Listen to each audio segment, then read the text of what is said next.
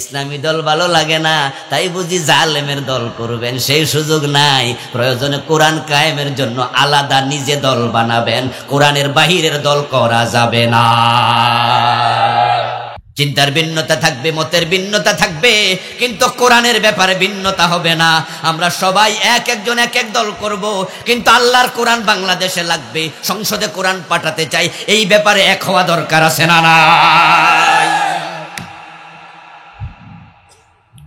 এই ব্যাপারে আমরা এক হয়ে সামনে আগাবো। যদি আপনি না আগান, আল্লাহর সামনে প্রশ্ন আল্লাহ যখন করবে, আমার কোরআন দিয়ে দেশ চলে নাই, এ বিষয়ে তোমার ভূমিকা কি ছিল, জবাব দাও। তখন ধরাটা আপনি খাবেন। আপনার কবরে আমি যাব না, আমার কবরে আপনি যাবেন।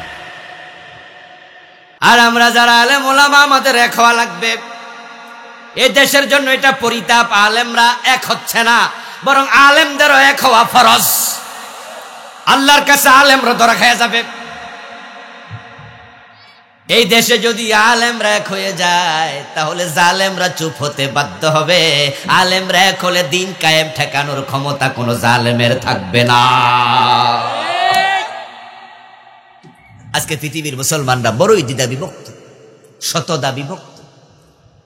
আর সেই সুযোগে মুসলমানরা মাইর খাচ্ছে, কাফেররা সে সুযোগ নিয়ে মারতেছে। আল ইত্তেহাদু কুওয়া, আরবি একটি বিখ্যাত প্রবাদ, বাংলা অর্থ হলো একতাই বল। ঐক্যের মাঝে আসে শক্তি, বিচ্ছিন্ন হলে শক্তি কমে যাবে। ফাতাযহাবা রিহুকুম, আল্লাহ কোরআনে বলে আলাদা থাকবা, তোমাদের চাকা পাংচার হয়ে যাবে, হাওয়া বের হয়ে যাবে, দুর্বল হয়ে যাবে। আমাদের মা বোনদের মাথার চুল 1.5 হাত 2 হাত লম্বা, অনেকের একবারে হাঁটু পর্যন্ত লম্বা চুলও আছে। যতই লম্বা হোক, চুলে ধরে টান মারবেন, আগায় টানলে আগা ছিঁড়ে যাবে, গোড়া টান মারলে গোড়া ছিঁড়ে যাবে, মাঝে টান মারলে মাঝখানে ছিঁড়ে যাবে। যদি একটা টান মারেন আর 10-20টা একসাথে ধরে টানেন, আগাও ছিঁড়বে না, গোড়াও ছিঁড়বে না, মাঝেও ছিঁড়বে না, বরং উল্টা হাতের মাঝে দেখবেন দাগ পড়ে গেছে। কারণ যখন চিকন চুলগুলাও একসাথে হয়, তার মাঝে এনার্জি বেড়ে যায়। 200 কোটি মুসলমান এক হয়ে যাও, তোমাদের দিকে কেউ চক্ষু লাল করে তাকানোর সাহস করবে না। আরে মারা দূরের কথা,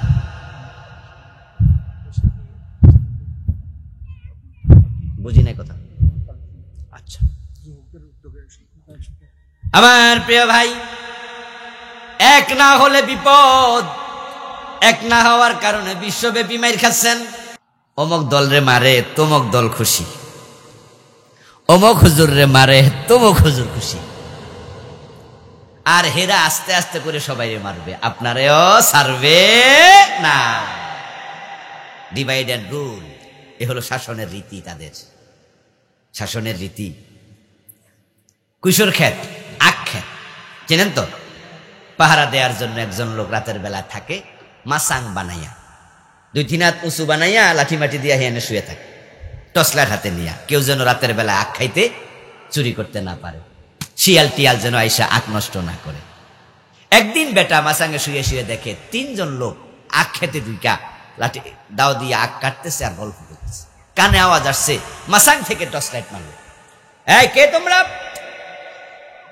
ওমা, টর্চ লাইটের আলোতে তাকায় দেখে যে নিজের এলাকার লোকে না। আরে সাধন চন্দ্র তুমি? ও আল্লাহ, জোসেফ তুমি? আরে আব্দুল্লাহ, তোমরা এলাকার মানুষ, আমার কুইশোর খাইবা তো রাতে আইসো কেন? দিনে আইলো তো পারো। সোরেরা এবার তো আখ কাটা বন্ধ করে দিয়েছে। বন্ধ করে কয়, কথা তো ঠিকই, ক্ষেতের মালিক যদি দিনের বেলায় খাইতে দেয়, রাতের বেলা চুরি করবো কেন? কয় যে এখন কষ্ট করে রাতের বেলায় এসব, দিনে আইও, আইয়া খাইও। উনি আস্তে আস্তে করে কাছে গেছে, কাছে যাইয়া এবার বলতেছে, শোনো জোসেফ, খাইও, তুমি খ্রিস্টান, নবী ঈসা আমাদের নবী বন্ধু, হয়তো উনি আল্লাহর নবী, আমরাও নবী, একটু ধর্ম আলাদা, কিন্তু নবী নবী বন্ধুত্ব আছে। তুমি একজন নবীর উম্মত, আমি নবীর উম্মত, তুমি খাইও দিনের বেলা যা মন চায়। আর আব্দুল্লাহ তো আমার নিজের ধর্মের লোক, মন ভরে খাইও। কিন্তু এই বেটা সাধন চন্দ্র হিন্দু, হে খাইবো, এটা আমি মানতে পারি। হে 2 চোর কইতাছে, ঠিকই তো কথা। আর এই বেটায় 2 জনের ফার্ম দিয়া সাধন চন্দ্রের দাও দিয়ে ফিডাইয়া, লাড়ি দিয়ে ফিডাইয়া মাটি শোয়াই দিছে। আর হেরা মনে মনে ভাবছে কালকে দিনে এসে আমরা খাবো। একজনকে শোয়াইয়া পরে আবার বলতেছে, আব্দুল্লাহ তুমি আমার নবীর উম্মত, আমি তোমার নবীর উম্মত, আমরা এক ভাই ভাই, মুসলিম মুসলিম, সুতরাং তুমি যা পারো খাইও, কিন্তু জোসেফ খ্রিস্টান হইয়া হে খাইব কেন? এবার হেরি ফিরাইল, ফিরানো শেষ, দুইজন শেষ। এবার 3 নম্বরে বলতেছে, আব্দুল্লাহ ইসলাম ধর্মে আছে, চুরি করলে হাত কাটো, তোর হাতটা এখন কেটে দেব। ডিভাইড এন্ড রুল, আগে আলাদা করো তারপরে মারো। তাম দুনিয়ার মুসলমানরা একই কারণে মারি খায়, বাংলাদেশের আলেমরা ঠিক একই কারণে মারি খায়, একই কারণ। এই জন্য কোরআনটাকে সবাই মিলে ধরা লাগবে। আপনার সাথে আমার মতের মিল থাকবে, চিন্তারও মিল থাকবে, মাসালারও মিল থাকবে। আপনি হানাফি, আমি শাফি, উনি মালিকি, উনি হাম্বলি। ইমাম আবু হানিফা বলেছেন ইমামের পিছনে কেরাত পড়া যাবে না, ইমাম শাফি বলেছেন কেরাত পড়তেই হবে। ইমাম মালিক বলেছেন আমিন জোরে বলো, ইমাম আবু হানিফা বলছেন আমিন আস্তে বলো। আর আমরা যারা ফিকার কিতাব পড়াই, আমরা বলি 4 মাযহাবে হক। চিন্তার ভিন্নতা থাকবে, মতের ভিন্নতা থাকবে, কিন্তু কোরআনের ব্যাপারে ভিন্নতা হবে না। আমরা সবাই একজন এক এক দল করব, কিন্তু আল্লাহর কোরআন বাংলাদেশে লাগবে, সংসদে কোরআন পাঠাতে চাই, এই ব্যাপারে এক হওয়া দরকার আছে না নাই? এই ব্যাপারে আমরা এক হয়ে সামনে আগাবো। যদি আপনি না আগান, আল্লাহর সামনে প্রশ্ন আল্লাহ যখন করবে, আমার কোরআন দিয়ে দেশ চলে নাই, এ বিষয়ে তোমার ভূমিকা কি ছিল, জবাব দাও। তখন ধরাটা আপনি খাবেন। আপনার কবরে আমি যাব না, আমার কবরে আপনি যাবেন। আমার প্রিয় ভাইয়ের জন্য আল্লাহর বিধানটা জমিনে কায়েম হোক, কোরআন মানুষ শিখুক। আরে ভাই, কোরআন যদি সংসদে ঢুকাইয়া দেয়া যেত, তাহলে প্রাইমারি হাই স্কুলের মাঝে, কলেজের মাঝে আমাদের শিক্ষামন্ত্রী আইন বানায়া কোরআন ঢুকাইয়া দিত। 100 নাম্বার কোরআন, 100 নাম্বার হাদিস, ইন্টারমিডিয়েট পর্যন্ত ক্লাস 1 থেকে ঢুকাইয়া দাও। ক্লাস 1 এ কায়দা, ক্লাস 2 তে 10টা সূরা অর্থসহ পড়াও, ক্লাস 4 এ আমপারা পড়াও, ক্লাস 5 এ সূরা বাকারা পড়াও। আস্তে আস্তে পড়াতে থাকো। আমাদের কলিজার টুকরা সন্তানেরা ডাক্তার হবে, সাথে সাথে কোরআনের আলেম হবে, ইঞ্জিনিয়ার হবে, কোরআনের আলেম হবে। সিলেবাসে কোরআন থাকার কারণে ঘরে ঘরে বাবার জানাজার নামাজ পড়ানোর ইমাম তৈরি হয়ে যাবে। পৃথিবীর সবচেয়ে ক্ষমতাধর রাষ্ট্র আমেরিকা, তার প্রেসিডেন্ট ডোনাল্ড ট্রাম্প মুসলিম না অমুসলিম? তো সফল হলো তো ক্ষমতা থাকতো। পৃথিবীর সবচেয়ে ক্ষমতাধর মানুষ অমুসলিম, সবচেয়ে পয়সাওয়ালা মানুষ অমুসলিম, আর উদ্বাস্তু হলো মুসলিম। মাইরি খাওয়া জাতি মুসলিম, দেশ নাই ঘর নাই, ভিক্ষুকের মতো বসবাস করছে পৃথিবীতে। শত শত উদ্বাস্তু শিবির অমুসলিম। অথচ আমার আল্লাহ বলে কাদ আফলাহাল মুমিনুন, যারা মুমিন মুসলিম তারা ব্যর্থ নয়, তারা সফল। তাহলে বোঝা গেল, আমরা যা সফলতা মনে করি আল্লাহর কাছে সেটা সফলতা নয়। আমরা মনে করি পয়সাওয়ালা মানি সফল, আমরা মনে করি ক্ষমতাওয়ালা হওয়া মানি সফল হওয়া। আসলে মোটেও তা নয়, বরং সফলতার নাম হলো আল্লাহর জান্নাত পাওয়া। কাদ আফলাহাল মুমিনুন, তার অর্থ হলো যারা মুমিন তারা জান্নাতি। সুবহানাল্লাহ পড়ে, যেটা সূরাল মুমিনুনকে আল্লাহ শুরু করলেন 11 নম্বর আয়াতে গিয়ে বলছেন উলাইকা হুমুল ওয়ারিসুন আল্লাযীনা ইয়ারিসুনাল ফিরদাউস। 10 এবং 11 এই 2 আয়াতের সফলতার ঘোষণা। আল্লাহ বলছেন যে যারা মুমিন হবে তারা নামাজি হবে, যারা মুমিন হবে তারা যাকাত দেবে, যারা মুমিন হবে লজ্জাস্থানের হেফাজত করবে, যারা মুমিন হবে তারা ওয়াদা খেলাপ করবে না, যারা মুমিন হবে তারা আমানতের খেয়ানত করবে না, ইত্যাদি ইত্যাদি গুণ যদি থাকে, এই মুমিনদেরকে আমি জান্নাত দিয়ে দেব। সফলতার নাম হলো জান্নাত। তাহলে কি দাঁড়ালো? যে জান্নাত পায় নাই সে সফল না ব্যর্থ? আমরা মনে করি টাকাওয়ালা মানুষ, পয়সাওয়ালা মানুষ, ক্ষমতাওয়ালা মানুষ, তাদের পিছনে কত লোক জিন্দাবাদ দেয় এবং তারা এসি বাড়িতে, এসি গাড়িতে চলে, এসি অফিসে অফিস করে, তারা সফল মানুষ। হযরত ওমর বলেন তুমি ভুল ভেবেছো। ওমর ইবনুল খাত্তাব বলেন মানি তাজ্জা বিমাকানিহি ফালিয়ানজুর ইলা ফিরআউন ওয়া মান ইতাজ্জা বিমালিহি ফালিয়ানজুর ইলা কারুন ওয়া মান ইতাজ্জা বিনাসবিহি ফালিয়ানজুর ইলা আবি লাহাব ইন্নামাল ইজ্জাতু বিত্তাকওয়া قال تعالى وتلك الجنة التي نورث من عبادنا من كان تقيا سبحان الله পড়েন ভাই। ওমর ফারুক অদ্য দুনিয়ার সম্রাট ছিলেন। আমাদের দেশে তো নির্বাচন করে যখন মাগরিবের পরে ভোট গণনা শেষ করে রেজাল্ট ঘোষণা দেয়, যিনি এমপি হন, চেয়ারম্যান হন, মেম্বার হন, তিনি মোবাইল হাতে নিয়ে আপনজনকে প্রিয়জনকে খবর দেয় আমি পাস। ফাঁস শব্দের বাংলা অর্থ হলো সফল হওয়া, আর ফেল অর্থ কি? ব্যর্থ হওয়া। তিনি এমপি হয়েছেন, তিনি চেয়ারম্যান হয়েছেন, তিনি অন্যকে জানাচ্ছে উনি পাস, উনি সফল। হযরত ওমর বলে তুমি ভুল বুঝেছ, তোমার এমপি হওয়া, মন্ত্রী হওয়া, চেয়ারম্যান হওয়া, ক্ষমতা পাওয়ার নাম সফলতা না। যদি তাই হতো তাহলে ফেরাউন সফল ব্যক্তি থাকতো, সে মিশরের প্রেসিডেন্ট ছিল। অথচ বলুন তো ফেরাউন কি সফল না ব্যর্থ? ফেরাউন একজন ব্যর্থ মানুষ। তার ব্যর্থতার নিদর্শন পৃথিবীর উপরে এখনো আছে কিনা? সে পানিতে ডুবে মরেছিল, কিন্তু তার লাশটা এখনো আল্লাহ পচতে দেন নাই, গলতে দেন নাই। ফেরাউন কি সাগরে একা ডুবে ছিল না সাথে সঙ্গী ছিল? সবার লাশ পচে গেছে, ফেরাউনের লাশ। আল্লাহ তাআলা বলেন আল-ইয়াওমা নুনাজ্জিকা বিবাদানিকা লিতাকুনা লিমান খালফাকা আয়া। ও ফেরাউন, তোকে পানিতে ডুবালাম, সুবায়া মারলাম, কিন্তু তোর লাশ আমি পানিতে গলতে দেব না, হাঙ্গর তিমি কাউকে খেতে দেব না, তোর লাশটাকে আমি রেখে দেব, যেন পরবর্তী প্রজন্ম তোকে দেখে শিক্ষা নেয়। তুই ক্ষমতাওয়ালা ছিলি, কিন্তু তুই সফল হতে পারিস নাই। মিশরের সে প্রেসিডেন্ট ফেরাউন, এখন এটা গালির নাম। ফেরাউন শব্দটা একটা গালি। যদি কেউ কাউকে বলে তুমি ফেরাউন, সে সাথে সাথে ফিরাই দেখো না তুই ফেরাউন, মানে নিতে চায় না। যদি সদরি কয়, বইয়া কয়, হাজি সাহেব কয়, খুশি খুশি লাগে না? যে হজ করে না হেরো যদি আপনি ভুলে কইলেন যে হাজি সাহেব, দেখবেন যে কেমন খুশি খুশি বাপ। কোনদিন যদি কেউ হাজি না, ওরে আপনি হাজি কন, হে কোনদিন কইছে নি যে আমি হাজি না তুমি হাজি? না, এটা ফিরাই দেয় না, এটা বরং খুশি হয়। টুপি মাথার দিয়া, পাঞ্জাবি গায়ে দিয়া কাদুর বাজার গেছেন, কেউ আপনারা মনে করছে আপনি মাওলানা, অথচ আপনি মাদ্রাসায় পড়েন নাই। আপনারা যদি কয় মাওলানা সাহেব একটু কথা শোনেন, দেখবেন যে কি মজা মজা লাগবে, যারা আমার মাওলানা করছে রে। কিন্তু ফেরাউন কইলে ওই ফেরাউন সাহেব এদিকে আইন, কি কইলি, ঠিক না? এই জন্য ওমর বলেছে সে সফল না, সে ব্যর্থ। আল্লাহ তাআলা জমিনের উপর তাকে রেখেছেন, তার লাশটাকে বাহারে আহমার, লোহিত সাগরে ভাসিয়ে রেখেছিলেন ৩১ বছর, পচতে দেন নাই। মিশরের কায়রো জাদুঘরে তার লাশটা এখনো আছে।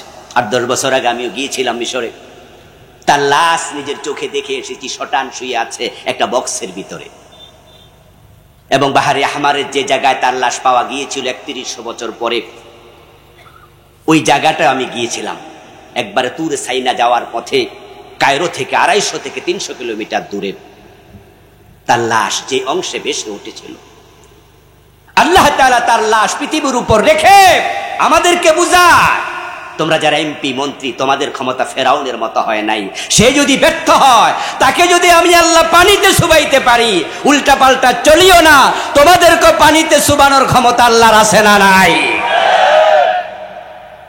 লিতাকুনা লিমান খালফাকা আয়া, পরবর্তী প্রজন্মের জন্য তুমি হবে নিদর্শন, তুমি হবে শিক্ষণীয়।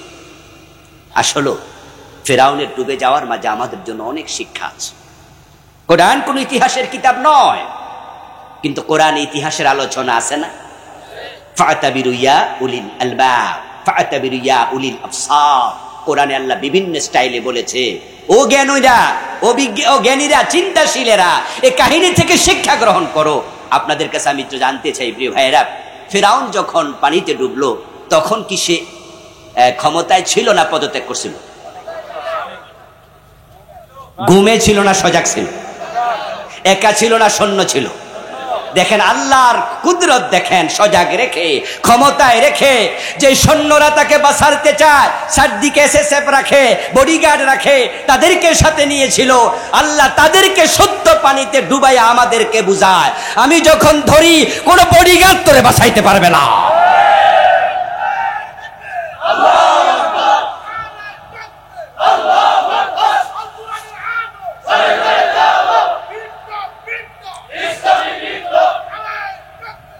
প্রিয় ভাইয়েরা, আমরা তাই তো দেখলাম বাংলাদেশে গত 15 বছর চৌকিদার থেকে শুরু করে সেনাবাহিনী প্রধান পর্যন্ত যত চাকরিতে অফিসার নিয়োগ দিছে, কনস্টেবল নিয়োগ দিছে পুলিশে, ওই দল না করলে কাউকে নিয়োগ দেয় না। পুলিশি ভেরিফিকেশন, বাড়িতে এসে খোঁজ নিত কোন দল করে। যদি খালাতো ভাইয়ের, বইনের, জামাইয়ের, শালার দুলাভাই জমাত করছে, এটাও চাকরি দিছে না। কই যে জমাতের গন্ধ আছে, বিএনপির গন্ধ পাইলে চাকরি দেয় না, ঠিক না? সব জায়গায় দলীয় লোকদেরকে বসাইল, একবারে চৌকিদার থেকে শুরু করে প্রধান বিচারপতি পর্যন্ত, সেনাবাহিনীর প্রধান পর্যন্ত, কিন্তু ক্ষমতায় থাকতে পারছে? থাকতে পারছে? আল্লাহু আকবার, আল্লাহু আকবার। ইন্নাল্লাহা আলা কুল্লি শাইইন কাদির, আল্লাহ সব ক্ষমতার মালিক। আন্নাল কুওয়াতা লিল্লাহি জামিআ, একটু আওয়াজ দিয়ে বলুন তো, সকল ক্ষমতার মালিক কে? জনগণ ক্ষমতার মালিক নাকি? আল্লাহ দেখাই দিচ্ছে। সেনাবাহিনী প্রধান আপনার জেনারেল ওয়াকার, উনি হচ্ছে জেনারেল মুস্তাফিজের জামাই, আমাদের সাবেক প্রধানমন্ত্রীর বোন জামাই, ফুফাতো বোন জামাই। ও বেটা ছিল আরো 4-5 গ্রেডের নিচের অফিসার, উনার সিনিয়র ছিল 4-5 জন। ওদেরকে ডিঙ্গাইয়া তাকে সেনাবাহিনী প্রধান বানিয়েছে, কারণ নিরাপত্তার জন্য আত্মীয় হলে সুবিধা একটু বেশি, ভরসা করা যায়।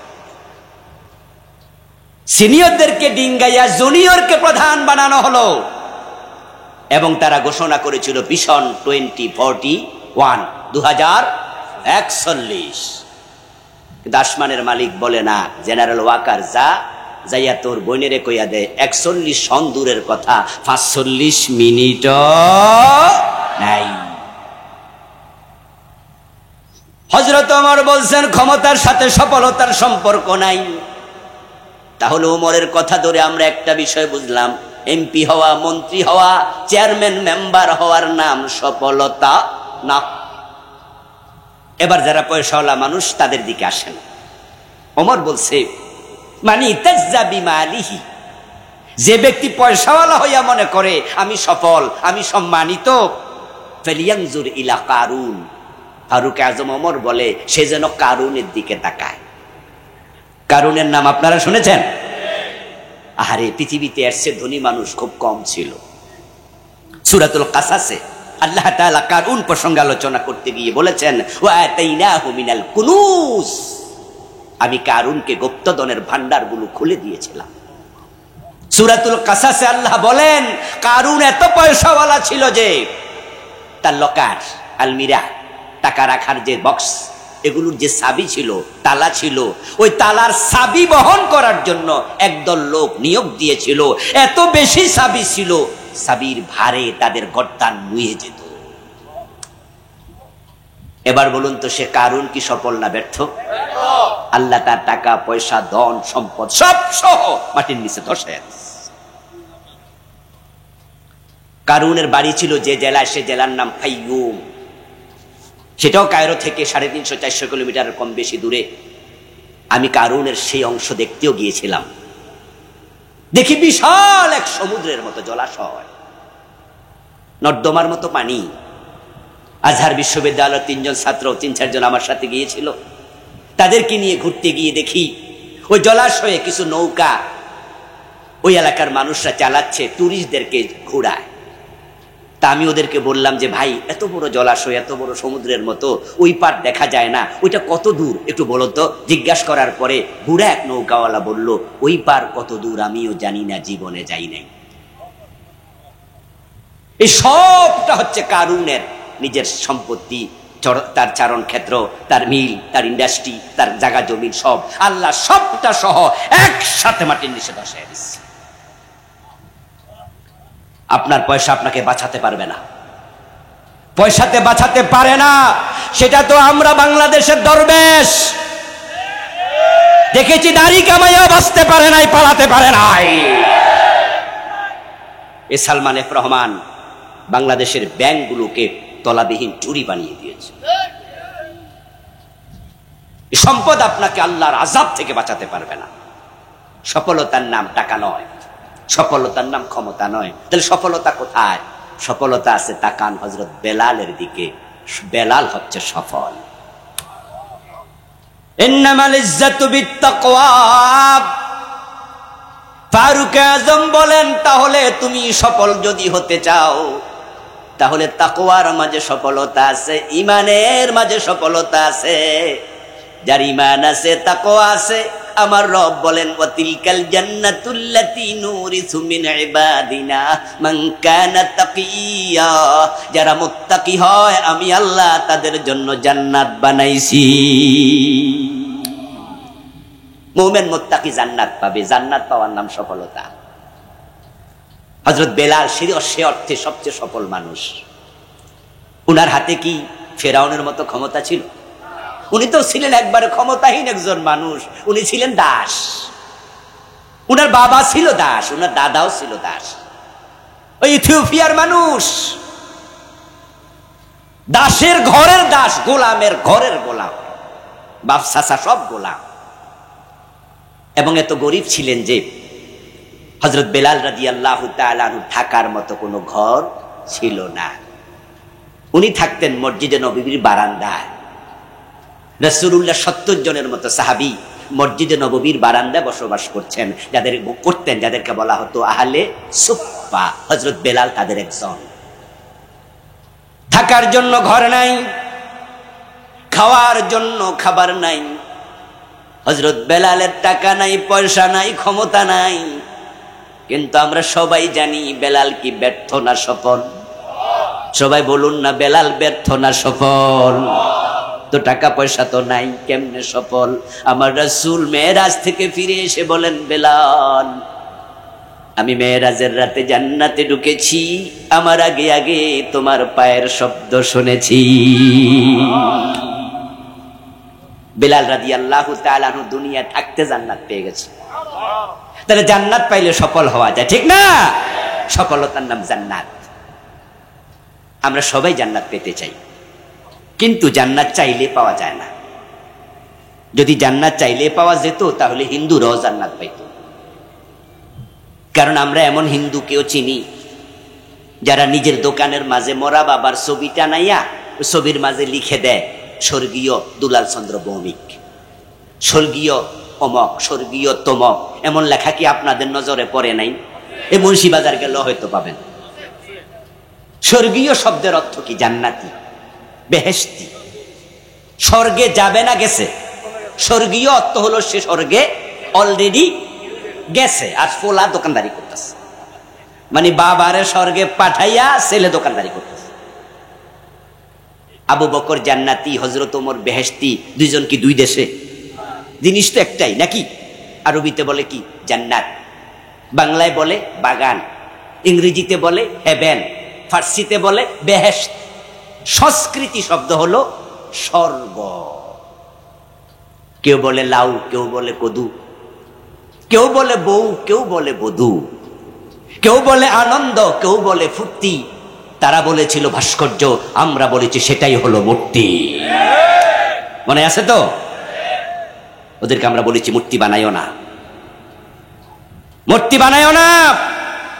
দেশে 4000 কোটি টাকা খরচ করে তারা শত শত মূর্তি বানিয়েছে।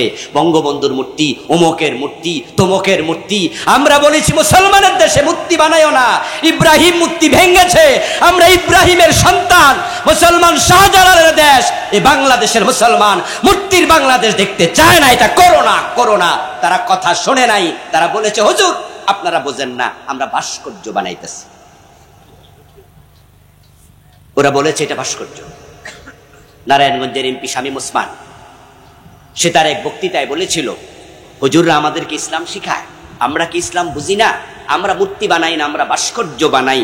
হুজুররা ইসলাম শিখাইতে হবে না, কোরআন হাদিস আমরাও পড়ি এবং প্রতি রাতে 70-80 রাকাত তাহাজ্জুদে। ওই বক্তৃতাতে বলছিল 70-80 রাকাতের ঘটনা ওই দিন বলেছে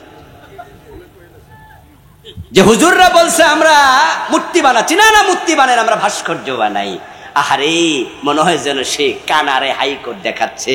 ভাস্কর্য আর মূর্তি শব্দে পার্থক্য, বাস্তবে পার্থক্য নাই। মুরব্বী, আপনি সুদ খান কেন? মুরব্বীকে বাতিজা, অনেক আগে সুদ খাইতাম, এখন খাই না, এখন মুনাফা খাই। আগে খাইতো বাংলাতে, এখন খায় আরবিতে। ওরা নাম পরিবর্তন করে মূর্তির নাম দিছে ভাস্কর্য। আমাদের কথা শোনেনি। বাড়াবাড়ি রেজাল্টটাও সুন্দর হয় নাই। আলহামদুলিল্লাহ, গাছ বিপ্লবের পরে এই মূর্তির একটাও থাকে নাই, গলায় রশি লাগাইয়া মাটিতে ফেলা হয়েছে। এবং কোন কোন জায়গায় মূর্তির মাথায় উঠা এস্তেঞ্জাও করছে। এই মরা মানুষটাকে বেজ্জতি করার পিছনে তার মেয়েটা দায়ী। এই বাড়াবাড়ি না করলে এই বেজ্জতি হতো না। প্রফেসর ইউনূস সাহেবকে প্রশ্ন করা হয়েছিল, আপনি এখন ক্ষমতায় প্রধান উপদেষ্টা, আর বঙ্গবন্ধু একজন সম্মানিত মানুষ, উনার মূর্তি এরকম ভেঙে ফেলছে, বেজ্জতি করতেছে, এ বিষয়ে আপনার বক্তব্য মন্তব্য জানতে চাই। তখন প্রফেসর ইউনূস সাহেব বলেছিলেন, ডক্টর ইউনূস বলেছিলেন, আমারে প্রশ্ন করেন কেন, তার মাইয়ারে জিগান, কারণ পাবলিক মাইয়ার উপরে খেপছে, তাই বাবারে ফিরাইতেছে, বাবার মাথায় প্রস্তাব করতেছে, দোষ কি আমার?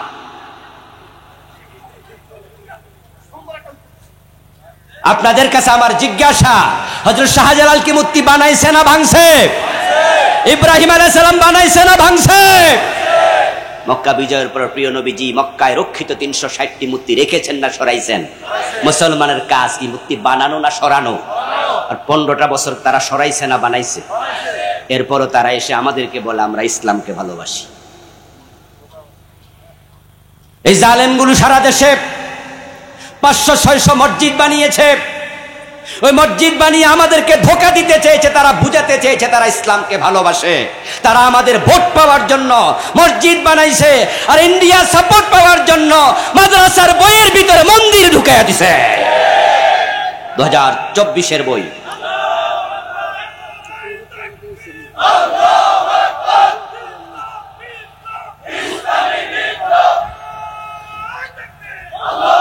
আমার প্রিয় ভাইরা, মাদ্রাসার বইতে মন্দির। 2024-এর বই দেখবেন, দাখিল মাদ্রাসার ক্লাস 7, ক্লাস 8 এগুলো বই দেখবেন। 2024-এর বইতে, 25-এ নয়, এখন চেঞ্জ হয়েছে। 2024-এ দাখিল ক্লাস 7, 8, 9 লেখা আছে উপরে, দাখিল 8ম শ্রেণী, দাখিল 7ম শ্রেণী। সে বইয়ের কভার পৃষ্ঠায় দেখবেন হারমোনিয়ামের ছবি, দোতারার ছবি, ইভেন হাফ প্যান্ট পরা মেয়ের ছবি। তারা আমাদের কোন দিকে নিচ্ছিল? আল্লাহ সহ্য করে নাই। শাহজালালের বাংলাকে আল্লাহ ভালোবাসে। আমরা হতাশ হয়ে গিয়েছিলাম, আহা কখন জানি পরিবর্তন হয়। কিন্তু আল্লাহ তাআলা কিছু বাচ্চা পোলা মানকে রাস্তায় নামিয়ে দিয়েছে, ওরা আবাবিলের ভূমিকা পালন করেছে।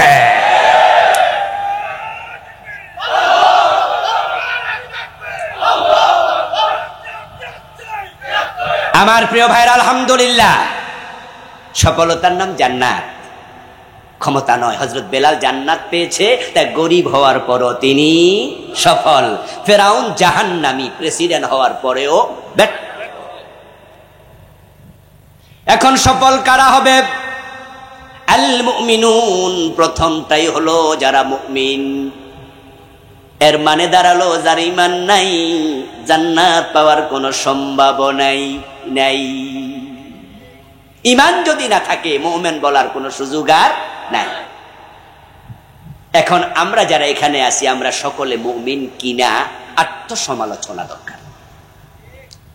আমরা অনেকে মনে করি কালেমা যেহেতু পড়ছি তাহলে তো আমি মুমিন। আমি বলবো দোস্ত, কালেমা পড়লে যদি মুমিন হয়, তাহলে কাদিয়ানির মুয়াজ্জিন সে কাফের হবে কেমনে? কাদিয়ানির মুয়াজ্জিন কি আজানের মাঝে কালেমা পড়ে না? আশহাদু আল্লা ইলাহা ইল্লাল্লাহ, এটা কি আজানের ভিতরে নাই? আশহাদু আন্না মুহাম্মাদার রাসূলুল্লাহ, আজানের মাঝে কি কালেমাটা নাই? তো কাদিয়ানির মুয়াজ্জিন তো কানে আঙ্গুল দিয়া আজানের মাঝে কালেমা পড়ে দিন 5 বার। তো হেরে কাফের বলেন কেন? এই কালেমা পড়ে কাফের হলো কেমনে? এই কোরআন মাজিদ যখন বঙ্গানুবাদ করে গিরিশচন্দ্র সেন, ফা'লাম আন্নাহু লা ইলাহা ইল্লাল্লাহ, এই আয়াত কি পড়ে নাই, লিখে নাই, গবেষণা করে নাই? কিন্তু এই নাম যদিও আমরা মনে করি কালেমা পড়লেই মুমিন, তবে মুমিন হওয়ার জন্য কালেমা পড়া লাগে। কালেমার নাম মুমিন হওয়া নয়, ঠিক উপাস থাকার নাম রোজা নয়, তবে রোজা রাখতে উপাস থাকার লাগে। জামাইয়ের লগে ঝগড়া কইরা বউ 2 দিন ভাত খায় না, রোজার সওয়াব পাইয়া গেছে, ঠিক না? কেন? উপাস ছিল, উপাস তো ছিল। উপাস থাকার নাম রোজা না। এখন যদি আপনারা বিমানে করে সৌদি আরব যান, তারপর আরাফার মাঠে 2 দিন থাইকে আসেন, হাজি হয়ে যাবেন না? আরাফায় যাওয়ার নাম হজ, তবে হজের জন্য আরাফায় যেতে। কালেমা পড়ার নাম মুমিন না, মুমিন হওয়া না, ঈমান না, তবে ঈমান আনতে কালেমা পড়তে হয়।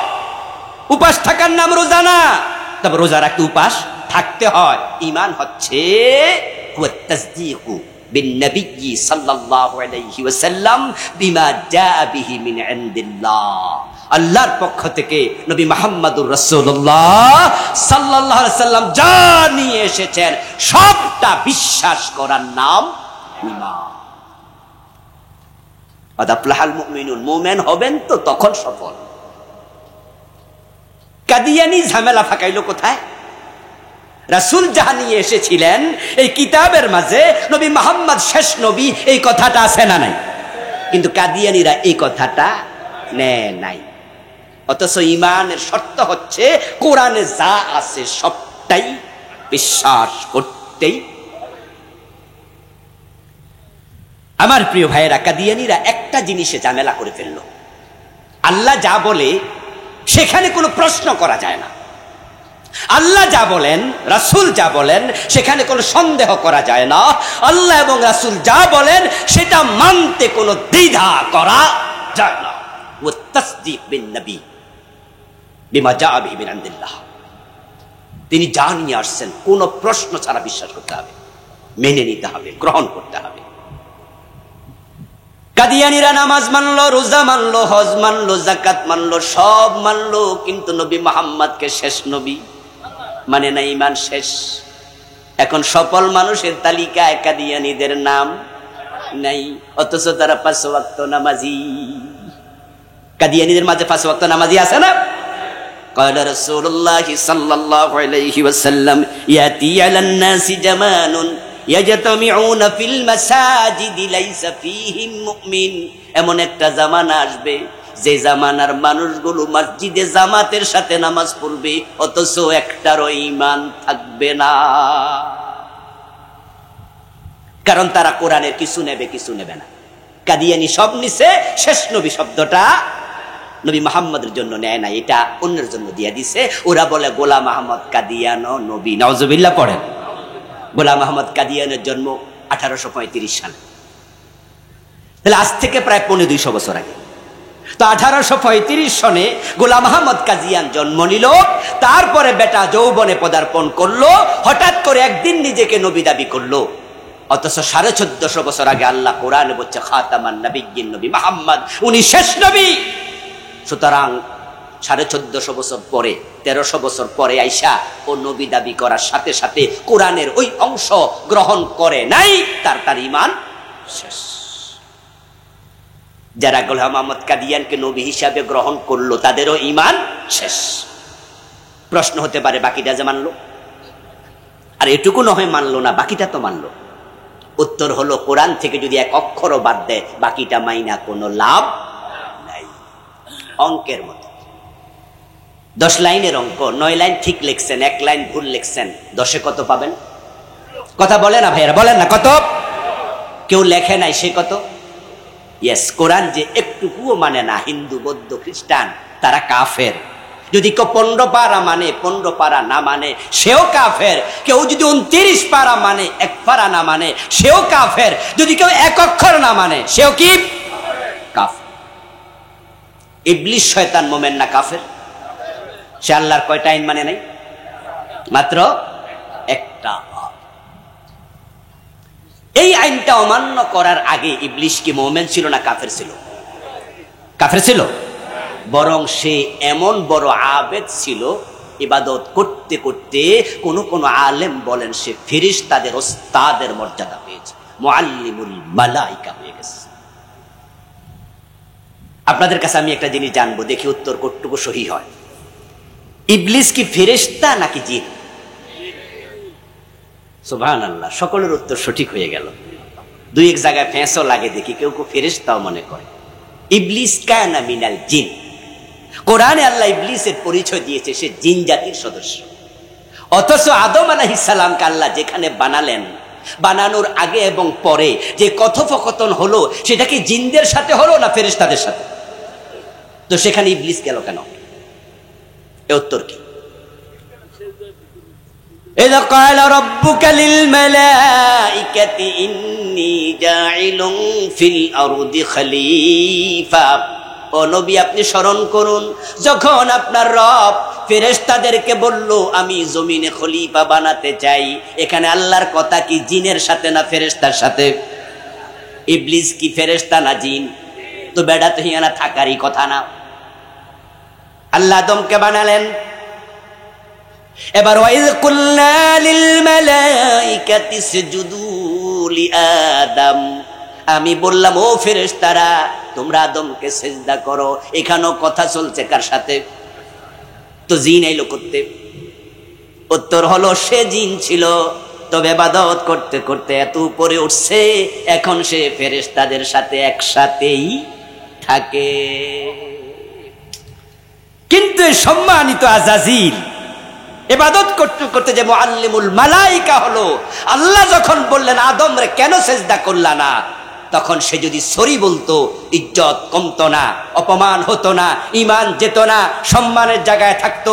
সে কি সরি বলছে না গাদ্দারি করছে? ঈমান আছে না গেছে? এবার আপনাদের কাছে আমি জিজ্ঞাসা করব, জবাব দিয়েন। যে কোরআনের একটা অক্ষর বাদ দিলে না মানলে ঈমান থাকে না, চোর ধরে হাত কাটো, এই কথাটা কোরআনে আছে না নাই? 54 বছরে আমরা কয়দিন মানছি? জেনা করলে 100 বেত লাগাতে হবে, এই কথাটা সূরা নূরে আছে না নাই? জানিয়াতু ওয়াজানি ফাজলিদু কুল্লা ওয়াহিদিন মিনহুমা মিআতা জালদা। নবীজি বলেছেন আমার মেয়ে ফাতেমা চুরি করলে আমি তার হাতটাও কাটবই। 100 বেত লাগিয়েছেন। বিবাহিত জেনা করলে পাথর মারতে হবে, এমন হাদিস আছে না নাই? এই যে 54 বছরে এই আয়াতগুলো কয়দিন মানছি আমরা? কোরআনে আছে আলা লাহুল খালকু ওয়াল আমর, সাবধান সৃষ্টি যার, আইন চলবে শুধুই তার। কথাটা কি আমার না আল্লাহর? তাহলে আপনারা জবাব দেন তো, সৃষ্টি কার? সবাই বলেন না, সৃষ্টি কার? আইন চলবে কার? এই 54 বছরের বাংলাদেশ আল্লাহর আইনে চলে না ব্রিটিশ আইনে চলে। ইবলিস মানে নাই কয়টা? আমরা মানি না কয়টা? ইবলিস কি মোমেন না কাফের? আমাদের খবর কি? কঠিন প্রশ্ন, জটিল প্রশ্ন, খুব জটিল প্রশ্ন। প্রিয় ভাইয়েরা আমার, যদি আপনি মোমেন হন তাহলে জমিন আল্লাহর আইনে চলবে, এটা আপনাকে মেনে নিতেই হবে। চোর ধরে হাত কাটা লাগবে, এটা মেনে নিতে হবে। বাংলাদেশ একদল লোক আল্লাহর আইনে জমিনটা চলে না, তারা তো এর পক্ষে নাই। আমরা যারা বলি আমাদের কথারা সহ্য করে না, আল্লাহর আইনের কথা বলার কারণে রাজাকার বলে গালি দেয়, আলবদর বলে, এটা বলে, যুদ্ধাপরাধী বলে। আল্লামা সাইদি রহমতুল্লাহ আলাই তিনি তার ছেলের লাশ সামনে রেখে, উনার ছেলের লাশ সামনে রেখে তিনি সেদিন বলেছিলেন যে জানাজার নামাজে আমি উপস্থিত ছিলাম, হুজুরের একবারে সামনেই, উনার ছেলের খাটিয়ার পাশে ছিলাম। হুজুর বলেছিলেন আসমানের মালিকের কসম করে, আরশের মালিকের কসম করে, আল্লাহর জাতের ইজ্জতের কসম করে 3 বার বলেছিলেন 71-এর কোন কাদার সিটে ফোটা সাইদির গায়ে লাগে নাই, লাগে নাই, লাগে নাই। তো তাহলে উনি যুদ্ধাপরাধী কেমন হয়? কারণ তিনি একটা কথা বারবার বলতেন, আল্লাহর আইন ছাড়া কারো আইন মানা যাবে না। তার থেকে আমরা এই তাফসীর শিখেছি, এগুলো বলতে শিখেছি। যারা আল্লাহর আইন মানে নাই এবং আল্লাহর আইনের কথা যারা বলে তাদেরকেও সহ্য করে না, তাদের ঈমানটা থাকবে কেমনে?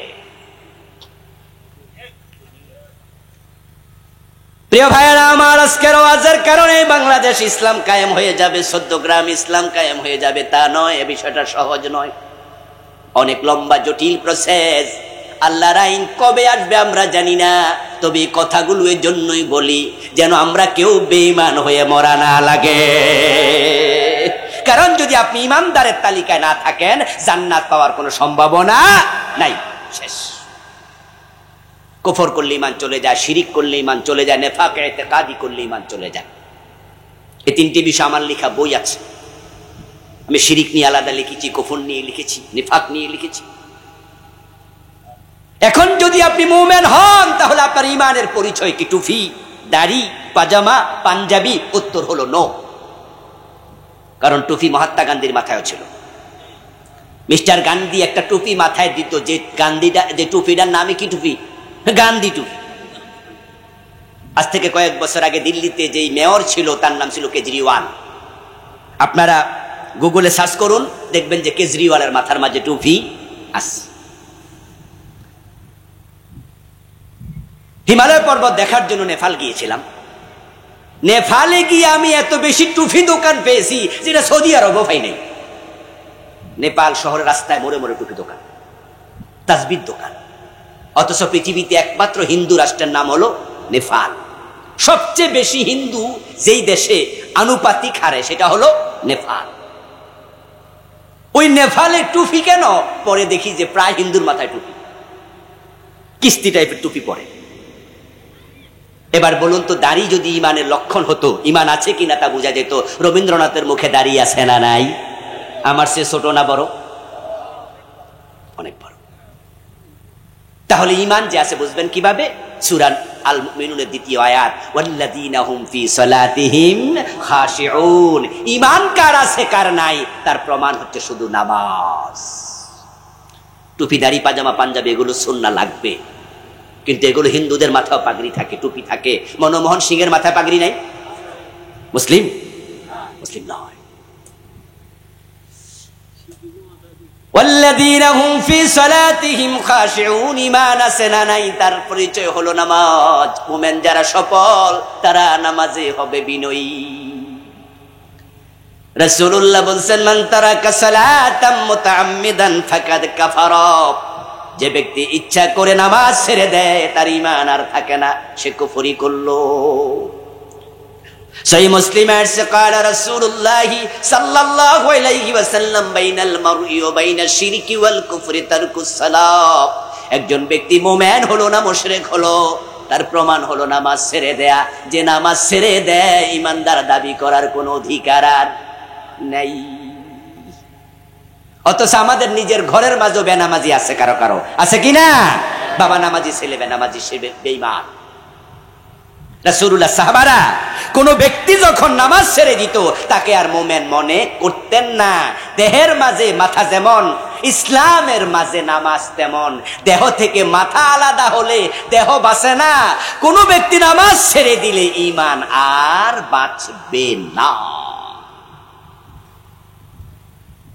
ইসলামের অন্যান্য অঙ্গ সারা যায়, ঈমান বাঁচে, সারার সুযোগ আছে।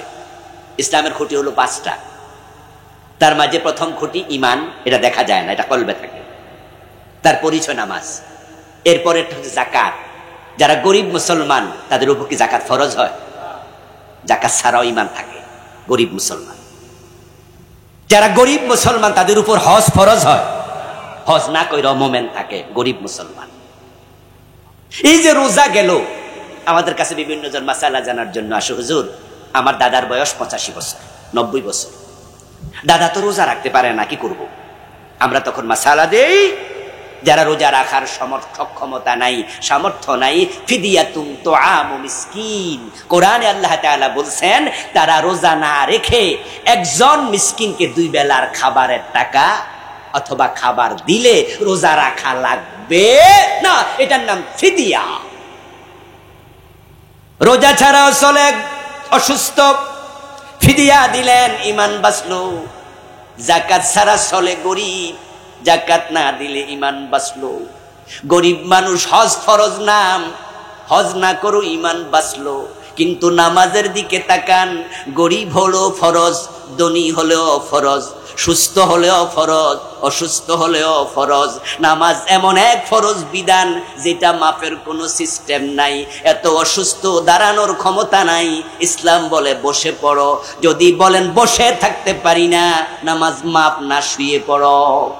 কয় শুইতেও পারি না, এমন ভাবে শুইছি নড়াচড়ার ক্ষমতা নাই, ইসলাম বলে ইশারায় হলো নামাজ পড়তেই হবে। ওযু করার পানি নাই, ইসলাম বলে তায়াম্মুম করো। নামাজ মাফের কোনো সিস্টেম নাই।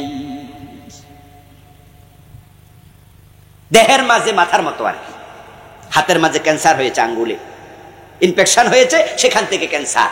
ডাক্তাররা বলে আঙ্গুল কেটে ফেলো, আপনি বলেন ওকে, হাত কেটে ফেলতে হবে, ওকে, রোগী বাঁচবে। মহিলাদের ব্রেস্ট ক্যান্সার হয়, ব্রেস্ট কেটে ফেলো, রোগী বাঁচবে। পায়ে ক্যান্সার, পা কেটে ফেলো, রোগী বাঁচবে। কিন্তু ব্রেন ক্যান্সার, মাথা কাটা যাবে না, এইটা করা যাবে না, রোগী বাঁচবে না। রোজা ছাড়া হয়, ইসলাম থাকে, নামাজ ছাড়া হয় না। নামাজ যে ছেড়ে দেয় তার ঈমান আর বাঁচে না। হুঁশ আছে যতক্ষণ, নামাজ ফরজ ততক্ষণ। রওনা দিয়েছেন, একটু যাবেন সেন্ট মার্টিন, টেকনাফে গিয়ে জাহাজে উঠেছেন, বঙ্গোপসাগরের বুক ছিঁড়ে যাচ্ছেন। 1-1.5 ঘন্টা পর্যন্ত দুপাশে পাহাড় দেখা যায়। এক পাশে কক্সবাজারের অঞ্চল, আরেক পাশে দেখবেন যে মায়ানমারের অঞ্চল। কিন্তু ঘন্টা 1.5 পরে, সোয়া ঘন্টা পরে, তখন চারিদিকে থই থই পানি ছাড়া কিছুই দেখা যায় না। ঠিক বঙ্গোপসাগরের বলাচলে মাঝখানে পৌঁছলেন, হঠাৎ লঞ্চ ডুবে গেল। ডুবতে পারে না, তখন নামাজের মাসালা কি? আপনি যখন লঞ্চ ডুবে গেল, তখন তো সাঁতার কাটবেন। কোন দিকে আছে তীর আপনি জানেন না, কিন্তু আপনি সাঁতার কাটছেন, বাঁচার জন্য চেষ্টা চলছে, জীবন যুদ্ধ। হঠাৎ করে চোখ গেল সূর্যের দিকে। আসরের নামাজ তো পড়িনি, কিন্তু নামাজের সময় চলে যাচ্ছে, হুঁশ আছে।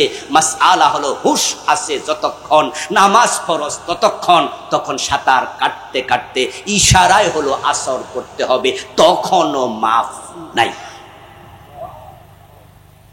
আপনি বলবেন যে আমি কাজা পড়ব। মাসালা হলো কাজা হয় মাত্র 3 কারণে। 3 কারণের পরে কাজা করার চতুর্থ কোনো কারণ নাই। তো আপনি কাজা করবেন কেমনে? প্রথম কারণ, যদি আপনি ঘুমিয়ে থাকেন, ঘুম থেকে জেগে দেখলেন সূর্য উঠে গেছে, ফজরের নামাজ পড়েন নাই, বিধান হচ্ছে তাহলে এখন পড়ো, এটার নাম কাজা। আপনি নামাজ পড়েননি আসর, হঠাৎ করে মাগরিবের আজান হয়ে গেল, কানে আওয়াজ আসলো, এমন ব্যস্ত ছিলেন কাজে, কখন যে আসরের টাইম চলে গেছে ভুলে গেছেন, টেরই পান নাই। মনে হয়েছে যখন আসর পড়ো, আগে আসর পরে মাগরিব পড়ো, সিরিয়াল ঠিক রাখো, এটার নাম কাজা। আরেকটা হলো যদি বেহুশ হয়ে যান, কিছুক্ষণ সময় বেহুশ ছিলেন, নামাজ পড়েননি, যেমন জোহরের নামাজ শুরু হয়ে যায় এখন 12:30। তা আমরা নরমালি নামাজটা জোহর পড়ি কয়টায়? 1:30, 1:15। আপনি ভাবছেন যে গোসল টোসল করে আস্তে ধীরে পড়বো, 2:30 বাজে, কিন্তু আপনি 2টা বাজে বেহুশ হয়ে গেলেন, অসুস্থ হয়ে গেলেন। হুঁশ আসছে 5:30। তখন কি জোহরের টাইম আছে এখনো? কিন্তু হুঁশ আসার সাথে সাথে আসর নয়, আগে জোহর পড়ো, এটার নাম কাজা। 3 কারণে কাজা হবে, 3-এর বাহিরে কারণ নাই। সুতরাং তখন সমুদ্রে সাঁতার কাটছো, তুমি ঘুমে না, তোমার মনে আছে তুমি বেহুশ না, তাই সাঁতার কাটা অবস্থায় আসর পড়ো, তখনও কাজার অনুমতি নাই।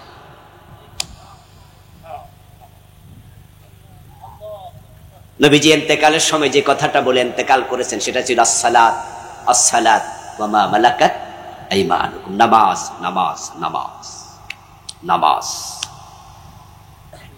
প্রিয় ভাইরা, গাড়িতে আগুন লেগেছে, যদি লেগে যায় আগুন, তাহলে আপনি কিন্তু একা দৌড় মারবেন না। ঘরে যদি বউ থাকে, ছেলে মেয়ে থাকে, তাহলে নিজের জান দিয়ে চেষ্টা করবেন তাদেরকে সহ বাঁচাতে, ঠিক না? একা কেউ দৌড় মারে না। আজ থেকে 1-1.5 বছর আগে ট্রেনে আগুন লেগেছিল। একটা স্বামী তার স্ত্রীকে ওই ট্রেন থেকে নামানোর চেষ্টা করছিল, কিন্তু আগুন এত ধাউ ধাউ করে জ্বলছিল, বাহিরের লোকের স্বামীকে বলতেছে, মহিলা মানুষ নামতে পারতেছিল না, বলছে আপনি লাফ দেন, আপনি নেমে যান, বউ তো বাঁচাতে পারছেন না, আগুন তো গায়ে লেগে গেছে। তখন স্বামীটা বলছে, বউ রেখে আমি বাঁচবো না, স্বামী সহ পড়ে গেছে। আগুন থেকে বাঁচানোর জন্য আমরা এত পাগল, কিন্তু আপনার সন্তান বেনামাজি নিশ্চয়ই মরে গেলে অবস্থা জাহান্নামের আগুনে জ্বলবে, ঠিক না? এখন তাকে জাহান্নাম থেকে বাঁচানো দরকার আছে না নাই? আপনার স্ত্রী বেনামাজি, আপনার মেয়ে বেনামাজি, আর আপনি নামাজ পড়ছেন, হজে যাচ্ছেন, আপনি নামাজি। কু আনফুসাকুম ওয়া আহলিকুম নার। যাকাত দেবেন, যাকাত, ওয়াল্লাযীনা হুম লিযাকাতি ফাইলুন। মৌলিক গুণগুলো 7টা গুণ এখানে আছে। যাকাত যাদের ফরজ, যাকাত না দিয়ে মরবেন না। কোরআনে আসছে যারা যাকাত দেয় না, হাসরের ময়দানে আল্লাহ তাদের কপালে, পেটে, পিঠে ওই যাকাতের সম্পদকে লোহার পাত বানিয়ে আগুনে পোড়াইয়া লাল করে সেকা মারবেন এবং বলবেন, হাযা মা কানাসতুম লিআনফুসিকুম ফাযুকু মা কুনতুম তাকনিজুন। এটা তোমার সঞ্চিত সম্পদ, মজা নেও, মজা নেও। সাইয়ুতাওয়াকুনা মা বাখিলু বিহি ইয়াওমাল কিয়ামা। গলার মাঝে যাকাতের টাকা যাহা না দিয়ে জমিয়েছেন, বাড়ি করেছেন, গাড়ি করেছেন, সাপ বানায়া আল্লাহ গলাতে ঝুলাবে, দুই পাশে সবল মারবে, আর সাপ বলবে, আনা মালুক আনা কানজু, আমি তোমার মাল, আমি তোমার সম্পদ যেটা জমাইছিলাম। ওয়াদা করলে খেলাপ করবেন না, আমানত রাখলে খেয়ানত করবেন না, লজ্জাস্থানের হেফাজত করবেন। এই মৌলিক গুণাবলীগুলো যদি অর্জন করা যায়, আল্লাহ ওয়াদা করেছেন তিনি ফিরদাউস দেবেন। আল্লাহ তুমি আমাদের সকলকে জান্নাতুল ফিরদাউসে যাওয়ার তৌফিক দাও, বলেন আমিন। আজ আর নয়, শুরুতে বলেছি কথা কম, এরপরও 11:30 বেজে গেছে। যতটুকু বলা হলো আজকের এই মাহফিলে, আল্লাহ তুমি আমাদেরকে হক কথাগুলো আমল করার তৌফিক দাও, আবারও বলেন আমিন। আমরা সংক্ষেপে দোয়া করে যেতে চাই, দোয়া না করে উঠবেন না। যারা আজকের আয়োজক তারা